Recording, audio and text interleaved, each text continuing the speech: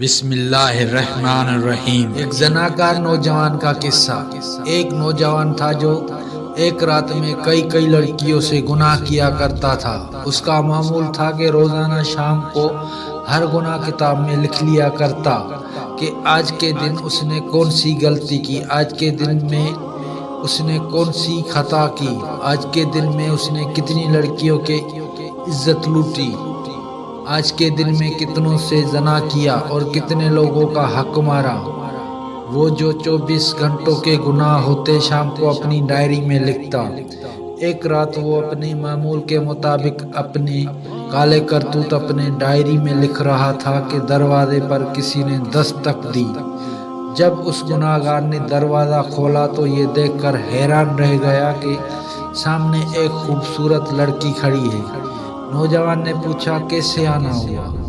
اس لڑکی نے کہا میرے بچے یتیم ہیں، میرے بچوں کا باپ کب کا فوت ہو چکا ہے، کسی کی بھینس مری تھی، اس حرام بھینس کا گوشت کتے بھی کھاتے رہے اور میری اولاد بھی کھاتی رہی۔ 3 دن تو ہم نے وہ حرام گوشت کھایا، اب وہ گوشت بھی کتے کھا گئے، بھینس بھی ختم ہو گئی، اب میرے بچے 3 دن کے بھوکے ہیں۔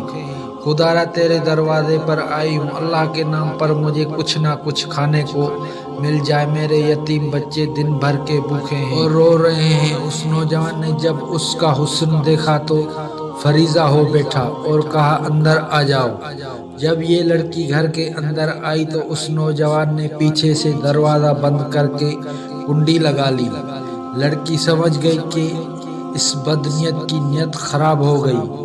اب اس نوجوان نے کہا کہ اے لڑکی میں تیری ہر ضرورت پوری کرنے کو تیار ہوں، تجھے کھانا پیسے راشن دینے کو تیار ہوں، لیکن میری ایک شرط ہے اور وہ شرط یہ ہے کہ میری خواہش پوری کرنی پڑے گی۔ یہ کہتے ہی اس نوجوان نے لڑکی کو اپنی طرف کھینچا تو اس لڑکی کی ایک چیخ نکلی اور زور سے پکارا، اے مصیبتوں کو دور کرنے والے رب، مجھے اس ذلیل انسان سے بچا لے، اے بلاؤں کو دور کرنے والے رب، مجھے اس ذلیل انسان سے بچا لے، اے میری عزت کے محافظ میرے رب، میری عزت کو بچا۔ اس لڑکی نے کہا اے نوجوان نادان، تو مجھے موت سے غافل نظر آ رہا ہے، کیا تو نہیں جانتا ہے کہ تجھ سے بہت بڑی طاقتوروں کو موت نے نیلام گھاٹے میں اتار دیا ہے، ان کے سوائے کفن کے کچھ بھی نصیب نہیں ہوا، جو انہوں نے بڑے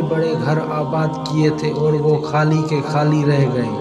اے نادان، یہ حشر صرف انہی کا نہیں ہوا، وہ دن آنے والا ہے، تیرا بھی یہی حشر ہونے والا ہے۔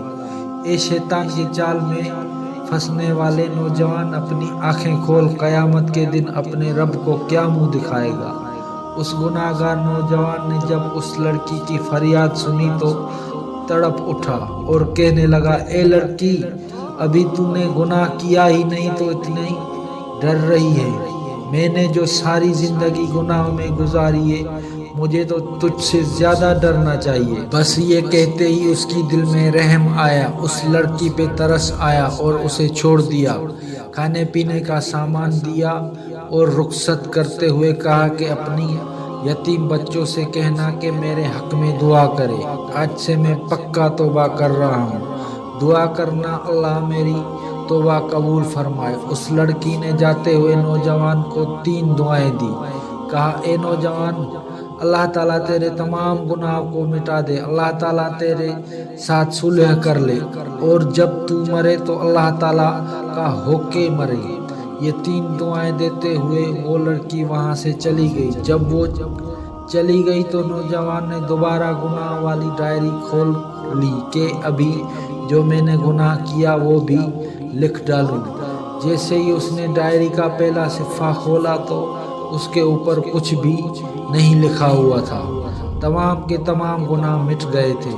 نوجوان نے تمام صفحے چھان مارے، ہر ایک صفحہ چھان مارا، پچھلے سارے کے سارے گناہ مٹ گئے تھے، سارے صفحے سفید نظر آ رہے تھے۔